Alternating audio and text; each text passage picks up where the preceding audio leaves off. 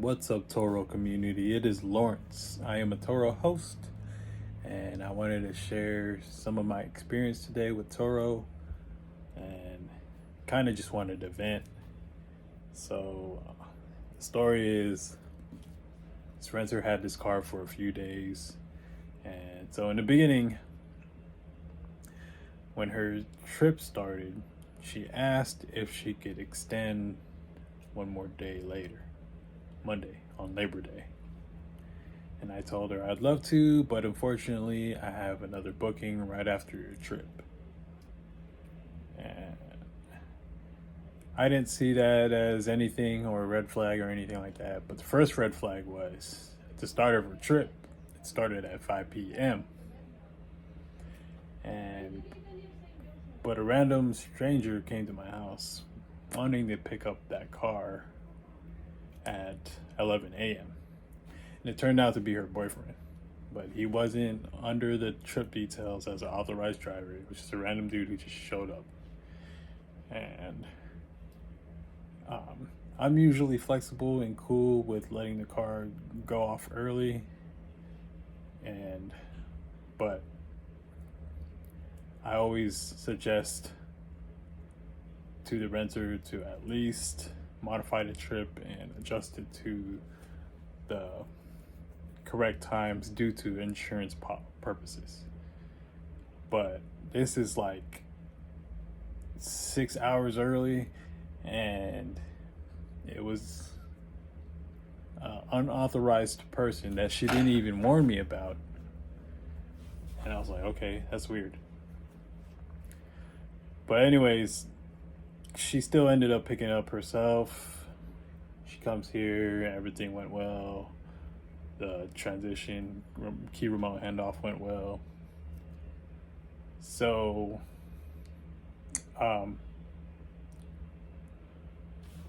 her last day of her booking, she sends me a message saying that, pretty much I'm gonna paraphrase, that she had an emergency. She drove all the way to Houston for her brother, I guess, and there was an emergency. She didn't really tell me what exactly. And saying that she is going to be late on returning the car. Pretty much the next day in the morning, she said she'll have it there next morning. And I was like, okay. So this is a military personnel on a 3-day weekend.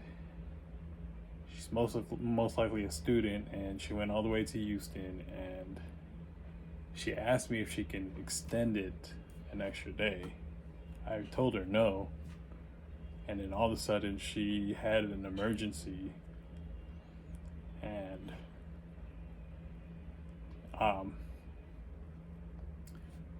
things weren't making sense. I mean, I really don't know. I might be assuming, but this is how my intuition feels. That it seems like she's not being honest, and it's a 3-day weekend for her. So it's Labor Day, and she tells me she's gonna have it here the next morning. So the next day comes up, and it's the morning. Oh, and by the way, so let me slow it down. I called Toro support at 10 a.m. to let them know, hey, this person said that she's not going to return the car until tomorrow. And they said, okay, call us back as soon as you get the car back, and we will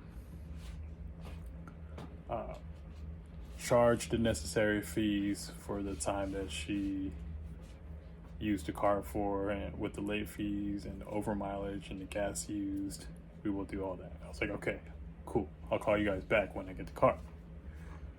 So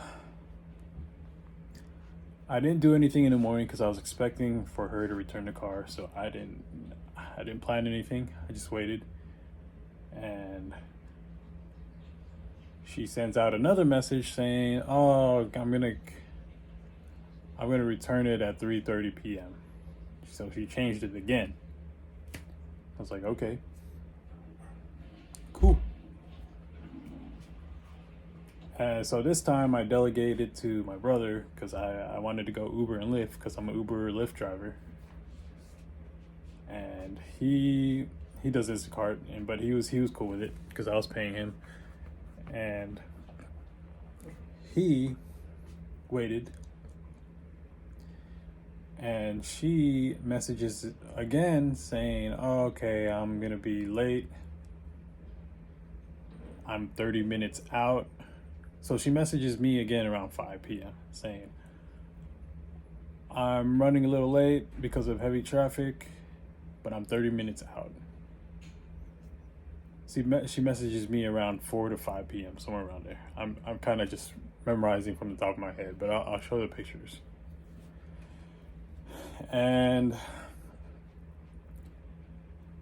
so she's saying she's 30 minutes out, and then she's saying she's really late because due to heavy traffic. So I'm out here Ubering, lifting all over my market, and there is no traffic because it's Labor Day. It was actually pretty slow for Uber and Lyft because I guess everybody stayed home and barbecued or whatever because of Labor Day. It was actually very peaceful to drive today. And so I call cap on that because she, you weren't late. And even if it was heavy traffic, she returned the car around 7 p.m. And she messaged that at 5 p.m. saying she was 30 minutes out and she's late because of traffic. Even on heavy traffic, it doesn't take 2 hours to get here after you told me you were going to get here 30 minutes. With heavy traffic, on average heavy traffic, it would take about, from where she was, the military base, to the address, it's probably about 22 miles. It would take about 40 minutes, heavy traffic. If you're in the middle of rush hour. It is Labor Day, nobody's on the road. She told me she was 30 minutes out, but ends up getting here in 2 hours. So I finally get the car back, and then I see her parked illegally. She's about 2 to 3 feet away from the curb. And I'm like, what the heck? And as soon as I pulled up, coincidentally, I'm coming back to take a break from Uber and Lyft, and I see her. She's parked a few houses down from my address, illegally parked, and she's like hiding behind the car because she doesn't want to be seen. I guess she's guilty. So it's cool. I didn't even want to approach her or confront her. So I just drove forward towards my house, and I just got immediately on the phone with Turo support so I can let them know what time she returned it. So she ended up apologizing. It's cool, whatever. But the whole time I felt like she was lying. And honestly, I really don't care. I'm used to this. I've been doing this for 4 plus years, and I get those people once in a while. Either way, I'm gonna get compensated. I make more money this way.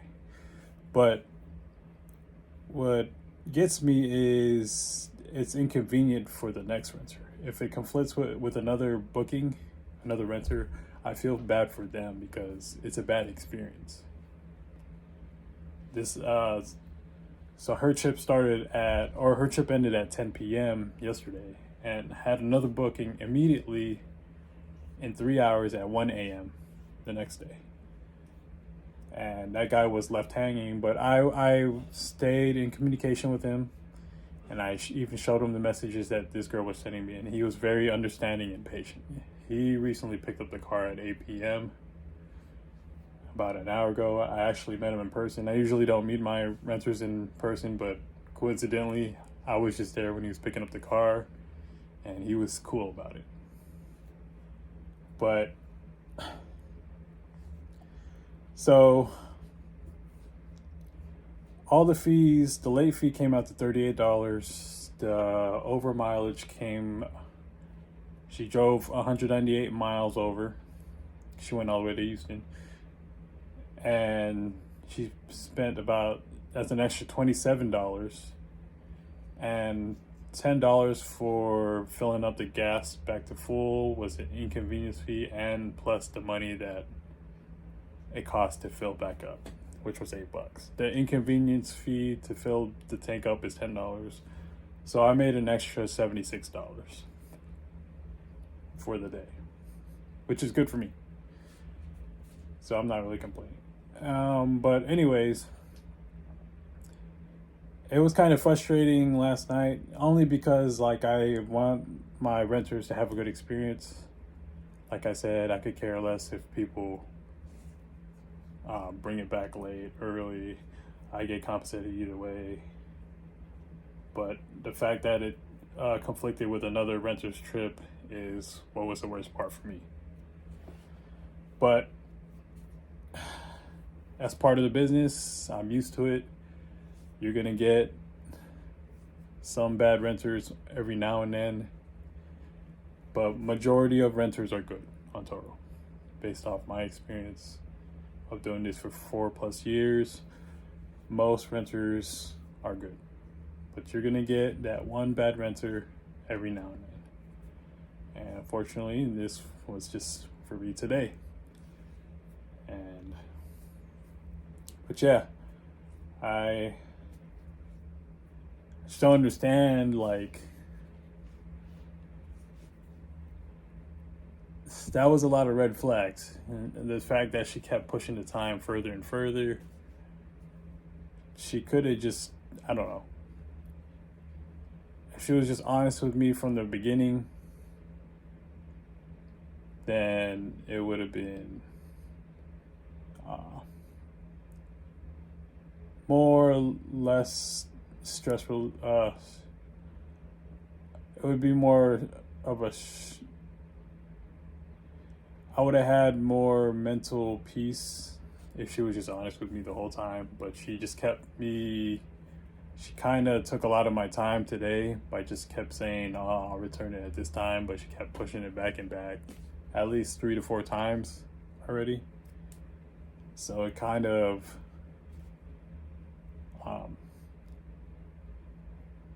took away some time from not just her, but from me, my brother, and my other renter. So it was pretty inconsiderate, but that is part of the business, and that will happen every now and then. And yeah, if you want to become a Turo host, these are some things you potentially might come across, is late returns. This happened to me maybe just a handful of times. I think the worst one was my car was returned like a week and a half later. There was even a police report that my car was stolen. And yeah, so I'm not as anxious as I was before. Now I'm just like so chill about it. But like I said, the worst part is if it conflicts with another renter's trip, that's when I'll be more emotionally invested in. But overall, I got the car back. It wasn't even dirty. It was clean inside, and I got compensated. So everything was all good in the end. And as long as, like, if it conflicts with another renter's trip, you just call Turo support and it will give you all the options. And this one, they canceled this guy's trip, but he rebooked me anyways, I guess because I have one of the best prices in San Antonio, especially on Labor Day. Hosts tend to raise their prices up on holidays, but I kept mine the same. So he just stuck with me, and I communicated with him the situation.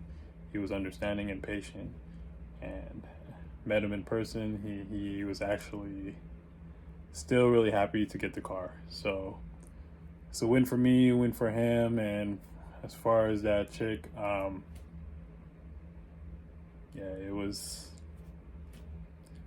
Yeah, she ended up paying more than she should have. But hey, I guess that's part of the consequences of not caring about people. But yeah, I'm gonna be uploading more Turo experiences on I pretty much do Toro almost every day, but I'm gonna upload as much as I can. I'm bouncing back with rideshare and Toro, but yeah, this is part of the business. But if y'all have anything to elaborate on anything what I said, please comment, like, subscribe, and share. And y'all have a wonderful night. Be safe out there and happy Labor Day. Peace.